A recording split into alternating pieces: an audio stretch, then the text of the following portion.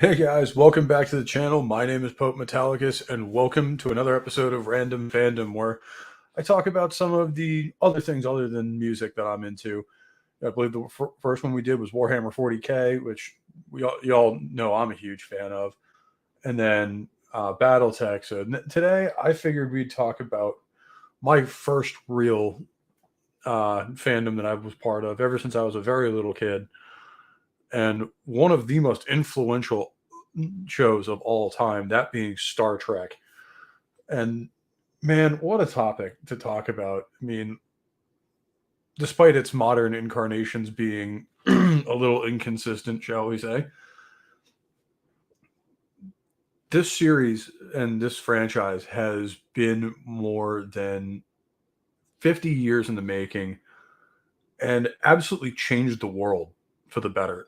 Not even just television or science fiction, it straight up has changed the way people think in a positive way. And for a show that barely lasted 3 seasons, and they were not three strong seasons in terms of ratings, it's really amazing how long this has stuck around and spawned into innumerable uh,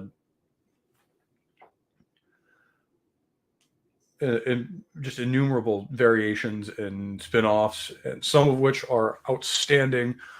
From I saw Voraxel. I'm good to see you, man. I haven't seen you in a while. Uh, Says the animated series in '73 and '74, which is actually an underrated little show.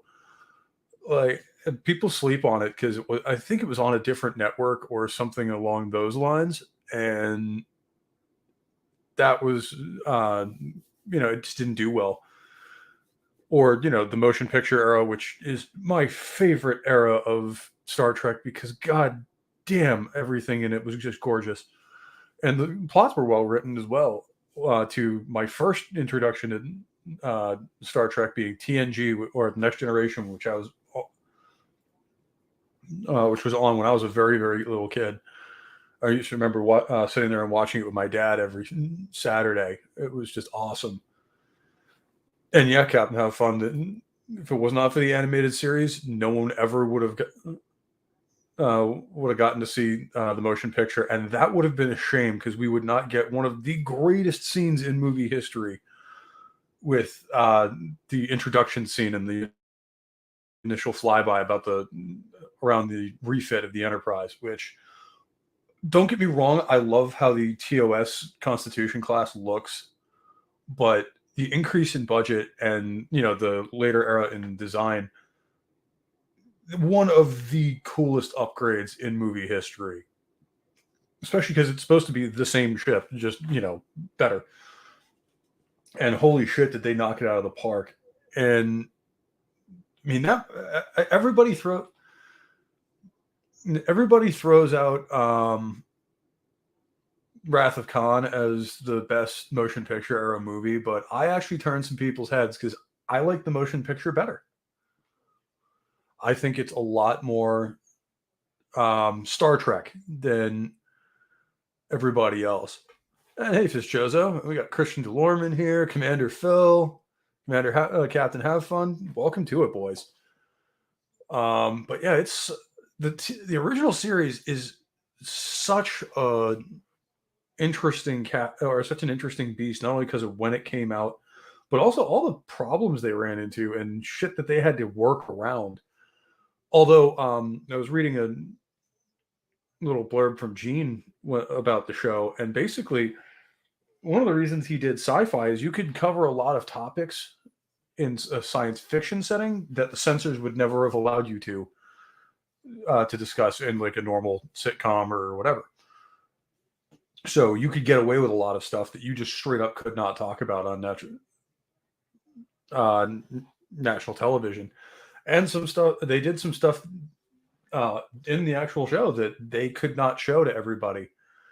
Um, so so much got talked about in that original series, and honestly, I don't think it really even found its footing until the second season, which is unfortunate because by the time it really got going in season 3, it was canceled. So, I mean, it's interesting to see where it would have all started going in what would turn into the motion picture, but started out as what they call Star Trek Phase 2, which I believe some people have actually like continued on YouTube.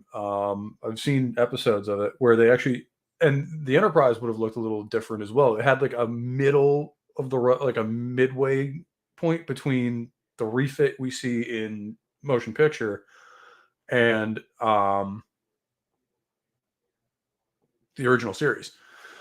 And this, I mean, the show, when you talk about it, they had some serious production issues coming into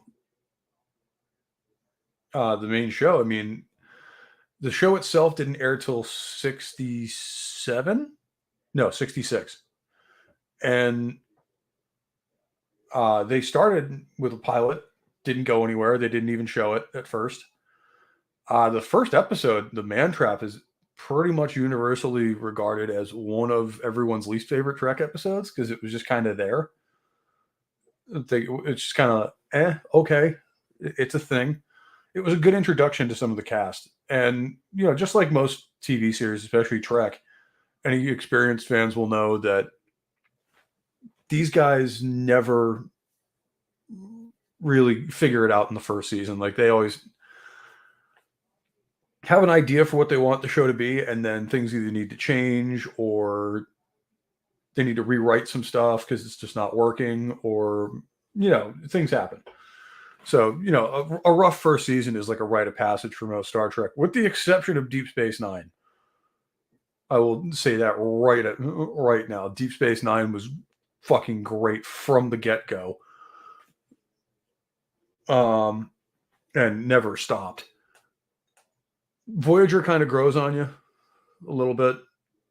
I didn't used to like Voyager. I thought it was the weakest Trek, and then Discovery happened, and I learned what bad Star Trek looks like.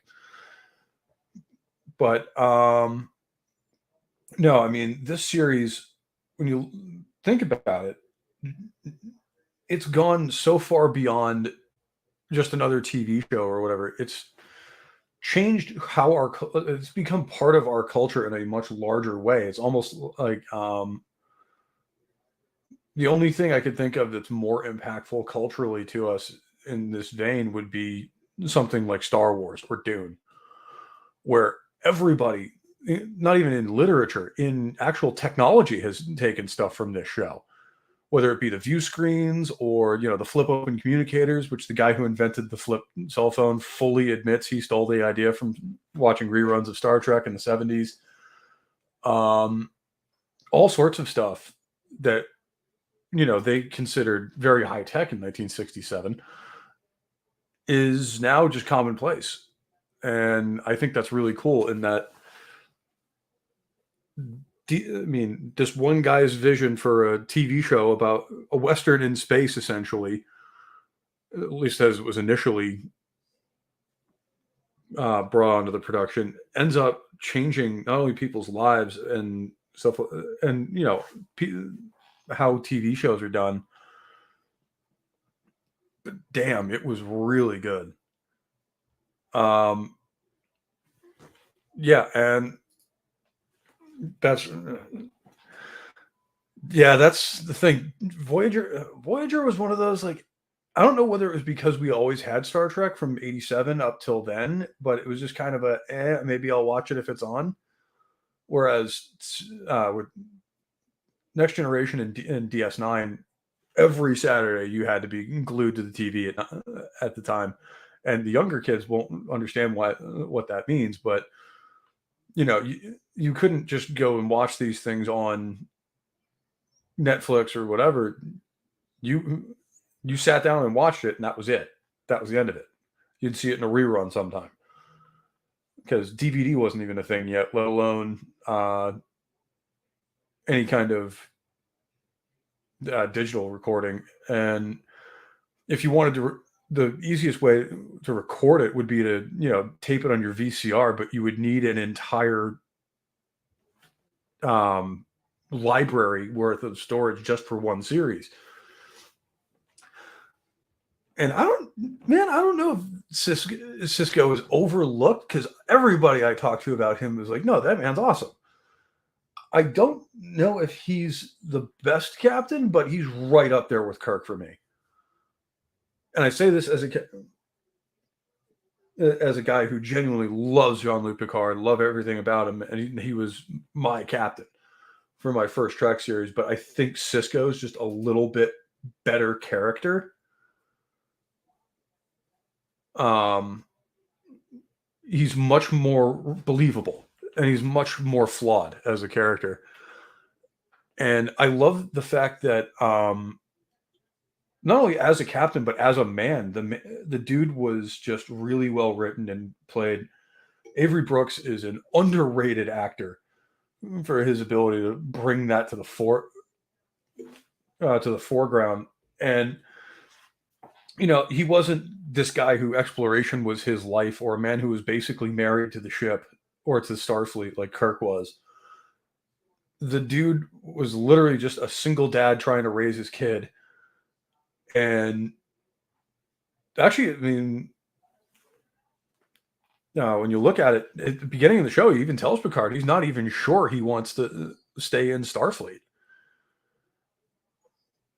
And I thought that was a great character arc for him in Deep Space Nine, from going to not even sure he wants to stay in Starfleet, let alone in command, to basically,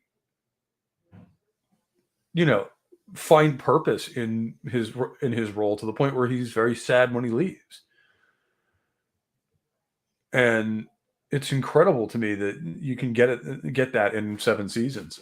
But there's a ton of great character arcs in Star Trek history, and let's face it, that's one of the great things about Trek is the characters. Yeah, the setting is cool, and the idea behind the Federation and Starfleet is cool. Even the aliens are cool, except for the Klingons and TOS, which it's really just a dude with a spray tan and a bad imitation of a Chinese person.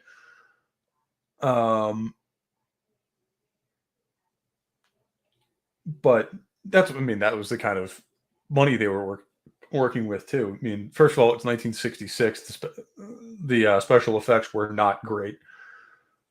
And second, they were given an absolutely shoestring budget for this. Like, there's a reason you only ever see the Enterprise and other Constitution class ships. They couldn't afford another model.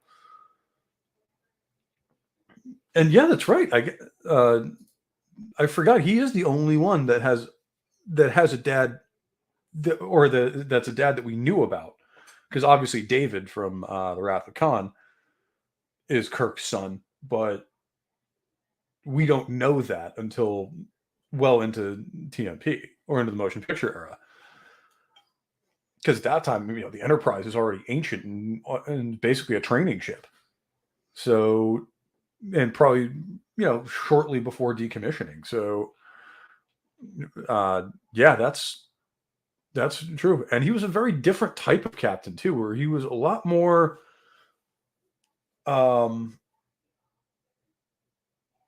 I don't know about mischievous, but had a little bit of a sense of humor to him, and kind of enjoyed pulling yanking people's chains.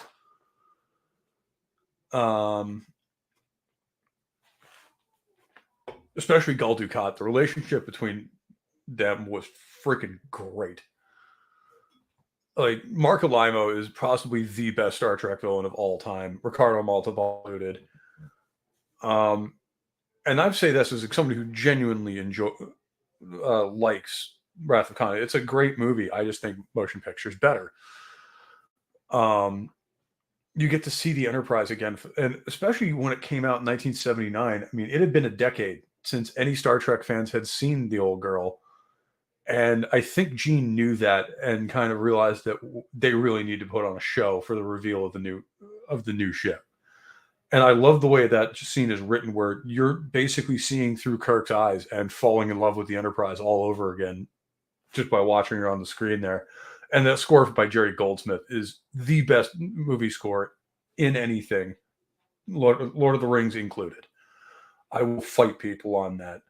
That soundtrack is fucking amazing, and to the point where it's one of, I believe, 5 albums I actually own on vinyl. So people can say it's not that great. I will have none of that. I will die on this hill.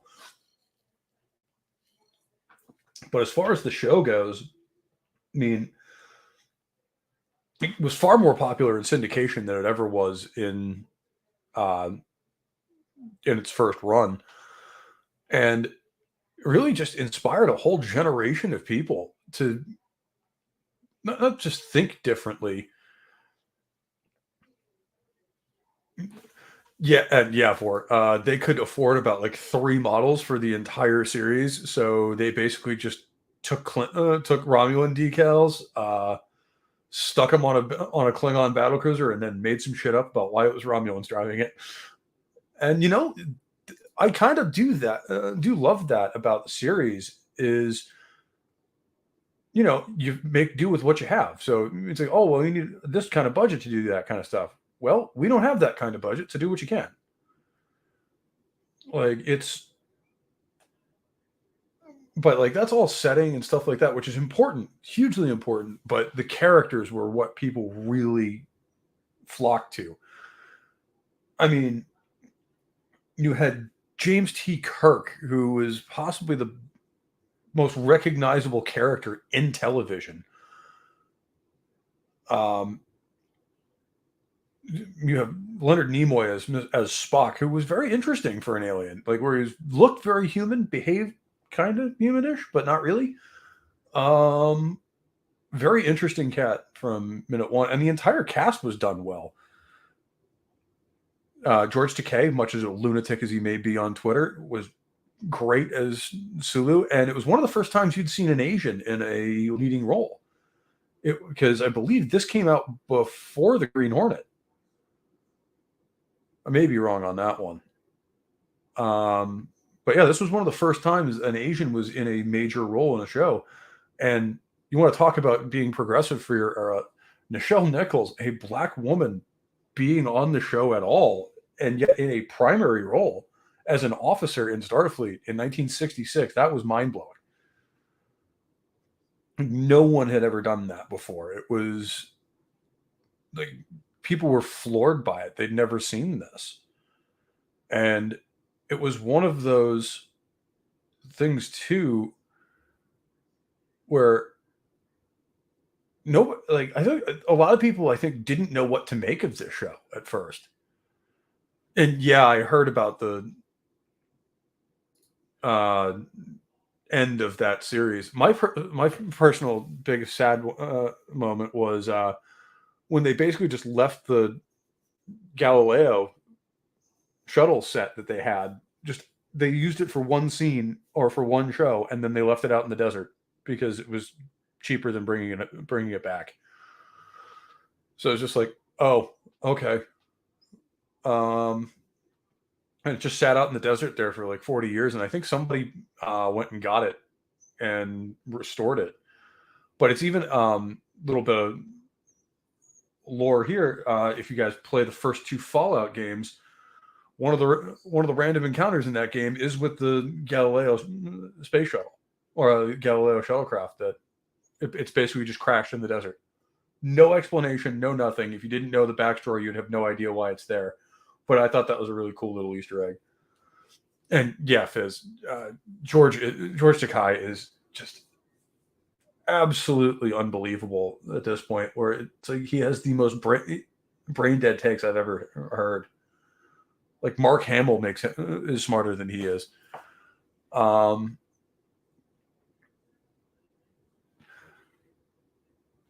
And yeah, that would not surprise me. Gene was known for that sort of thing. So, visionary he may be, but a lot of visionaries are also very flawed people. That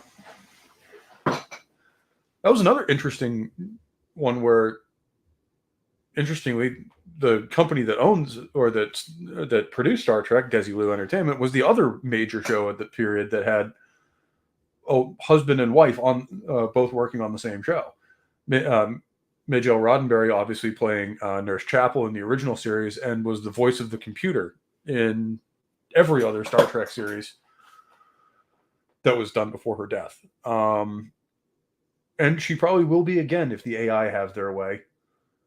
Um, she was also one of the best characters in all of Star Trek, for as far as recurring characters.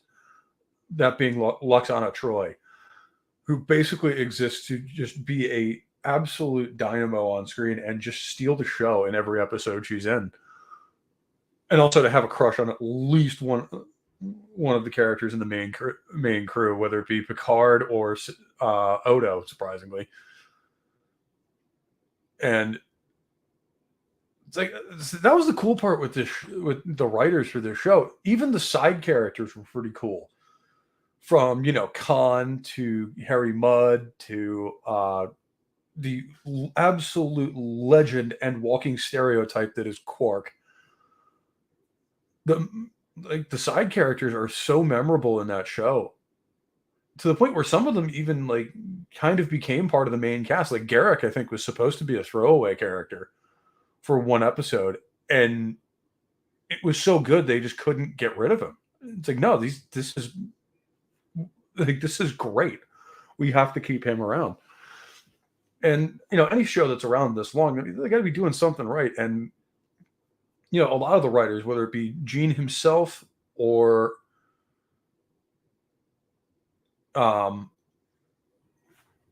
of the other writers, had not only the vision to make Star Trek come to life, but also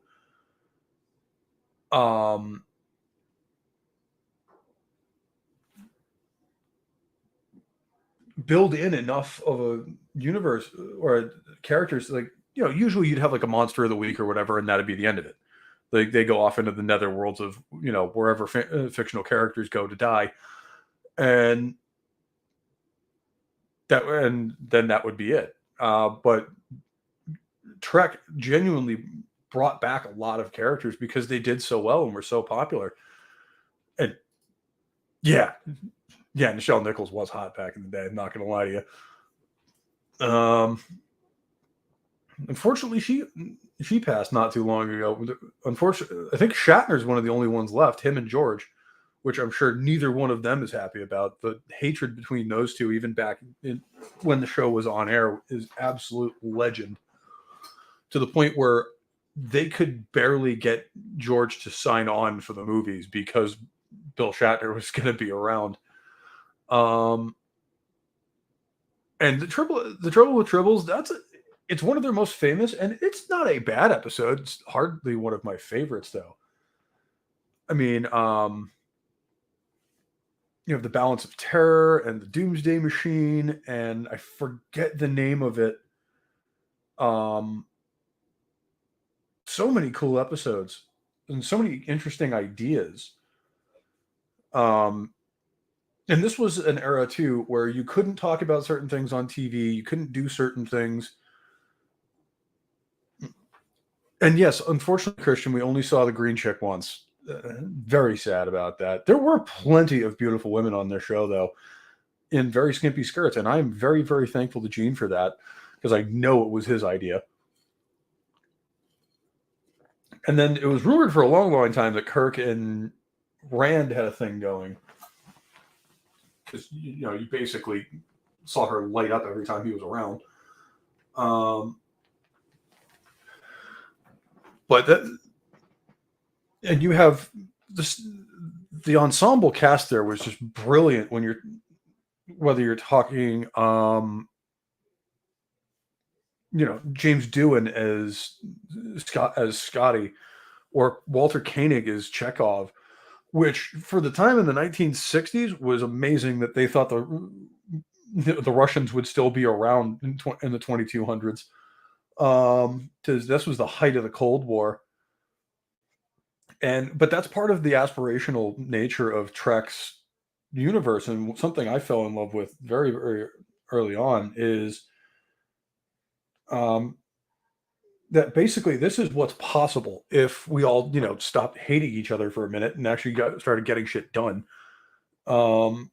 We too could be out among the stars doing stuff like this, and it's a very cool message that I thought was especially for the time it was written, very hopeful and very aspirational.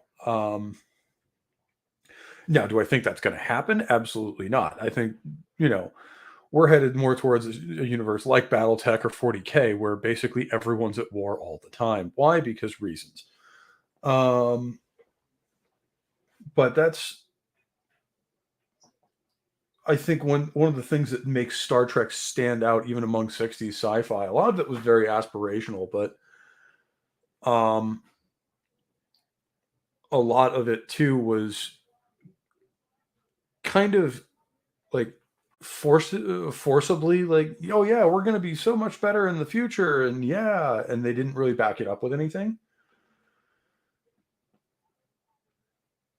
And six is an underrated movie. I'll put it right up there with Wrath of Khan for me.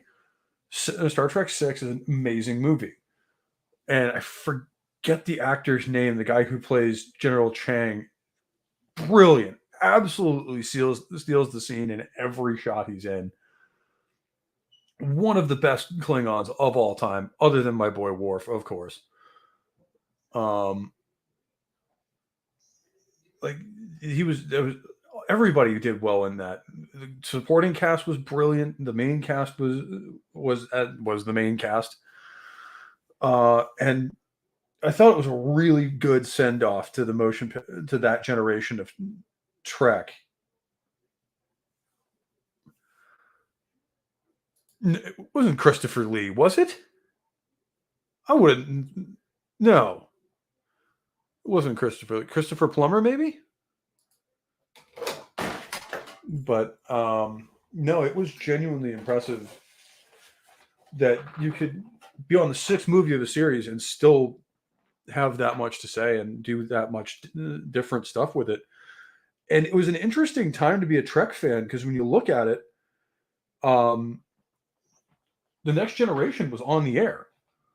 In fact, Next Generation was in the mid swing by the time Star Trek Six came out, because that was 1991, I believe. So they were already well um, into the Next Generation, and Deep Space Nine was on the horizon when Star Trek Six went into theaters, and it was a really solid movie. Way better than the movie that preceded it, which I have a soft spot for that movie. It's one of those things, it's bad. It's bad. I know it's bad, but I love it anyway. Um, Kind of movies for me. Like, it's nowhere near to the same level as Star Trek two or three were, and four is just a fun movie that they always did. Even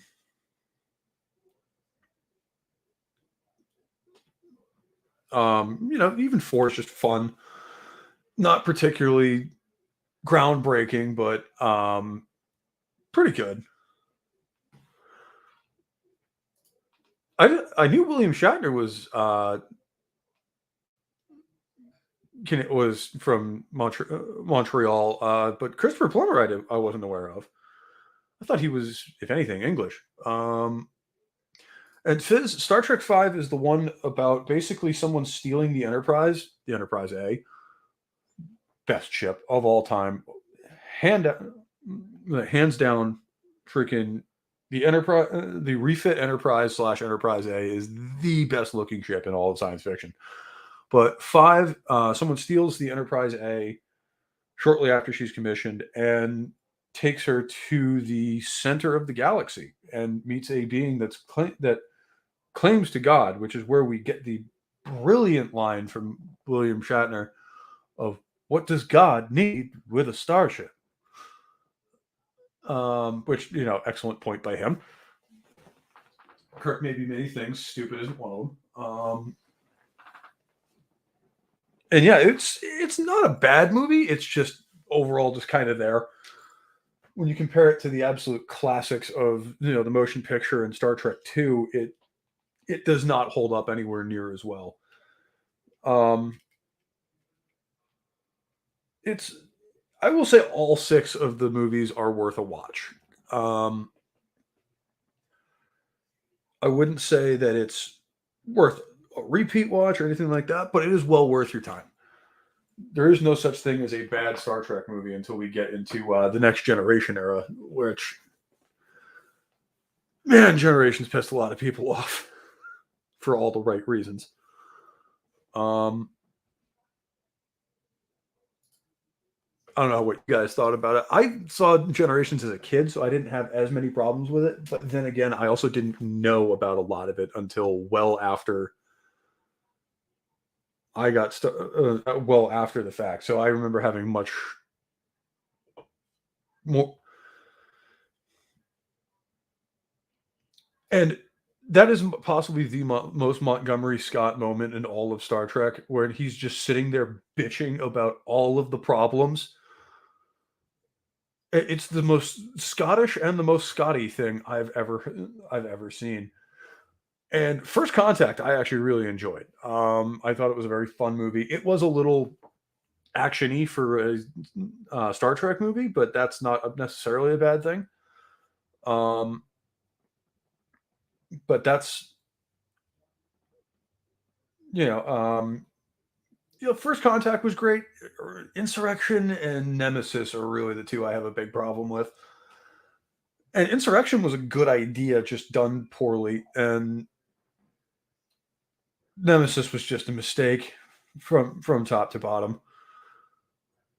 But it's all it depends on your taste too. Like people look at me funny when I say the motion picture is my favorite because the storyline is not as compelling as Star Trek Two, but I think it feels much more like a Star Trek show episode, just spanned out to 2 hours, than Star Trek Two does. I think it's much closer to the series, and as a stepping stone into the movie era, I think that's what was called for, rather than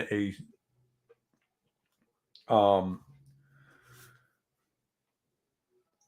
a standalone movie.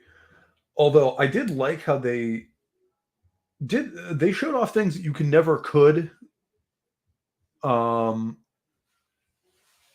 on the silver screen that you could never get away with on TV. Um, but that like the scene with the transporter accident, they said they even got rid of that for a while.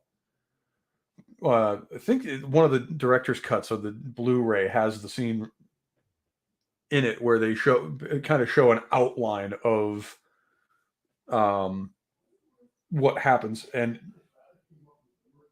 yeah, it's ooh that is probably one of the worst ways to die I can think of. Having your molecules scrambled and mashed together. That's not a fun way to go. Apparently, like, and I think they drive it home perfectly where they don't like overreact to it, but you just hear the transporter operator on the other on the ground station kind of be like, what we got back didn't live long, fortunately. Should pretty much, and the fact that that's being said in something like Star Trek, where it's like, yeah, this was bad. And also proved McCoy was completely right about bitching about the transporter all those years. And he's another character that is utterly iconic for all the right reasons. I mean, DeForest Kelly really knocked it out of the park when they played him, and really, I can't. It's to the point where I can't think of anybody else that should do that role. Uh that's true, Fizz, but only because because they died. But yeah,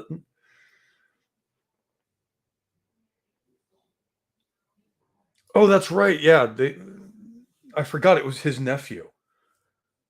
Um, yeah, I think they filmed that scene for the movie and were like, yeah, this is a little dark a tone even for us. It's like we like that's like 40K grim dark.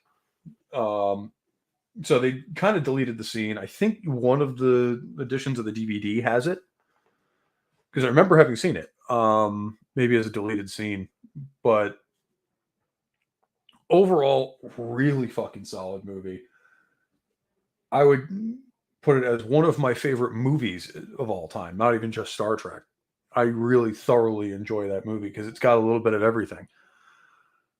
And Star Trek 2, like I said, again, fantastic movie, love it to death. I just like the motion picture a little bit more.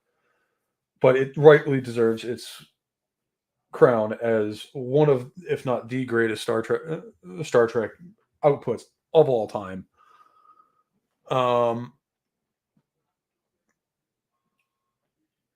I will I will say Star Trek 3 I didn't enjoy as much, but Christopher Lloyd as a Klingon is just too good to pass up. And it's also, I think a lot of people have animosity towards that movie because they killed the Enterprise. That scene's hard to watch, especially for a guy who simps as hard as I do for that ship. It was really hard to watch. But and yeah, Void, that I'm not gonna lie to you. I was in high school at that point, and I was like, yeah,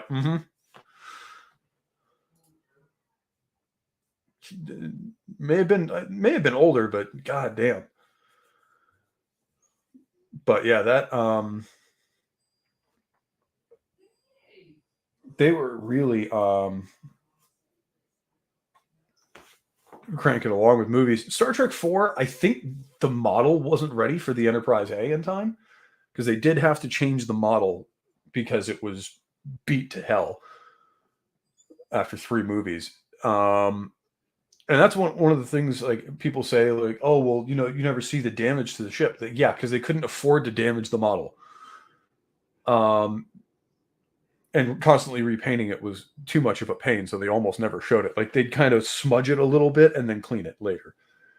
But they would also put different numbers on the saucer to uh, make it into different ships. Um, which is why they were all Constitution class ships, and why the numbers for all of them were some anagram of 1701 or had 17 or 01 in their registry numbers. And that was all just cost saving measures, and partially too it was the 1960s. Special effects hadn't really got caught up yet.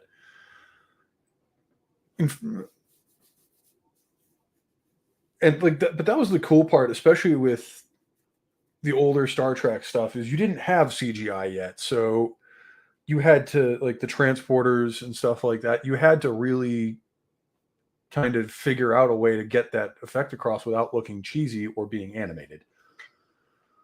So that was a really that's where the brilliance of some of these special effects professionals come in, because you get some guys in there who are just absolute wizards and will just do shit you've never thought of, like film like a bunch of swirling glitter in a glass of water and then transpose it cell by cell over the film, over the film, getting progressively more or less transparent as the scene goes. And that's what originally created the. I haven't seen that one specifically, but yeah, I have. At this point, I have every iteration of the Enterprise from the Cage all the way up to the Enterprise A. Um, it's fantastic. I love it to death, and it, like I said, it is my favorite starship of all time. I will simp for this beast to the end of my days. Um, There are other ships, especially in Star Trek in general, has very, very good looking ships. Like I didn't wasn't a huge fan of the D7. The update of it, the Katinga from the motion picture, looks absolutely gorgeous. I love that thing to death. Um, Pretty much every ship in motion picture era is brilliant. You have the Miranda, which is just more Enterprise, excellent. Um, you have, the Excelsior, which a lot of people have problems with. I'm not particularly one of them. I don't think it looks as good as the Constitution, but you know, um, I do think, controversial opinion here, that Strange New Worlds at least did a great job updating the aesthetic of TOS without making it feel different. The show itself is nowhere near as good. I do like some of the actors. I think Ethan Peck does a decent job as Spock, but he's not Leonard Nimoy. No one's going to be Leonard Nimoy ever again. And Anson Mount does a great job as Pike. You know, I want to like the show. I've never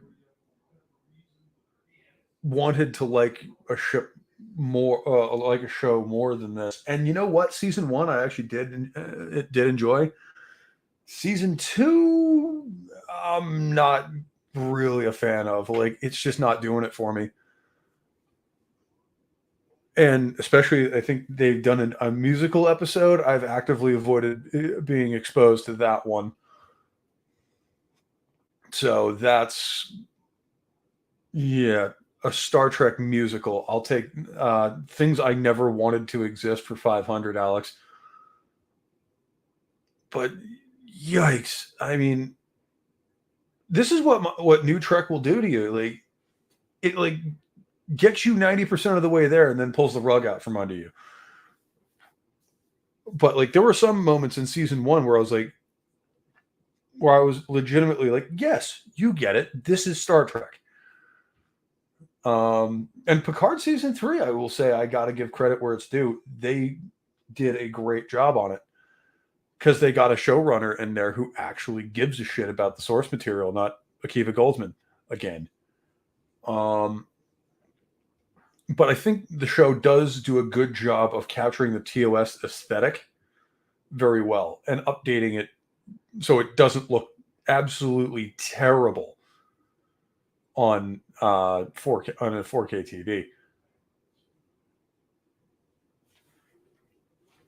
Yeah, all the glass bridge is wrong, but I see why they did it. It looks more futuristic, but again, I think the best newer rendition of the Enterprise or of Constitution class was from the show Enterprise, when they made it look retro and futuristic at the same time, and also they made the Defiant look original, even though that was a new show.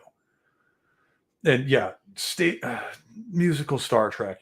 Why? Just why would you do such a thing? Like that's kind of the idea, or that's the kind of idea that in any sane world, when you pitch that as a writer, just go clean out your desk. You're done. Why would you even bring that up? And that's the worst part about some of the stuff. Strange New Worlds less so, but Discovery especially. You'll be sitting there watching it and be like, somebody okayed this. Like, somebody wrote it, and then somebody else actually okayed this. And it baffles me that there are people that dumb in the world. Although most of them are very shortly going to be unemployed, so that makes me chuckle. That's what they get for ruining my franchises. But yeah, man, I've gone on, for 25 minutes now about this. I was hoping to have some guests on, but scheduling conflicts didn't happen, so it doesn't always work out. But thank you for sticking with me, guys. I know this isn't, really even my shtick as a content creator, but it's something I have fun doing, and I'm glad you guys enjoy it too. And let's face it, I will never, ever, never not want to talk about Star Trek, even if it's just remembering the good times and pretending the new stuff in the corner doesn't exist while it, stares me in the back of the head. Um, and Captain Have Fun, I am banned off Twitter. I have Gilded, and that's about it. Discord. Um, but I have to go do some stuff for work anyway. But it's been absolutely great talking to you guys. I love doing these. We're going to keep doing more. I'll see what the next one is. I have a couple ideas. I'm just not sure which one I want to throw up there. But thank you so much. And Fizz, why did you have to remind me that show exists? I was perfectly happy until 5 seconds ago, not remembering that show was a thing. Just like everybody else, it was bad enough that it's just like, nope, it doesn't exist. It's not. I can't see it, therefore it's not real. But to those of you who are new to the channel and maybe watching this later, I know my channel has blown up in the last couple of weeks. I really want to thank you guys all from the bottom of my heart for showing up. This has been really cool. No, most of you came over from our Vets Talking Tunes reviews, which thank you guys for showing up for those. Those are a lot of fun for us to do, and I'm glad you guys enjoy them as well. And with that all being said, if you haven't seen these movies or seen the original series, go watch it. It is so worth your time, and it's got a little bit of something for everybody. So if you're into westerns, well, it's a western in space. Leave it at that. If you're into sci-fi, it's got plenty of that. It's one of the classics for a reason, and I think you'll enjoy it. Other than that, you can catch me here every Sunday for Rock and Roll Religion. This next Sunday, we are going to be talking about a underrated thrash metal band that sadly kind of flies under people's radars. A band from the East Coast called Nuclear Assault. Super cool band, very punk inspired. I can't wait to talk to you about them. So make sure you guys tune in for that. And with that all being said, take care, stay safe. I love you all, and I'll catch you next time.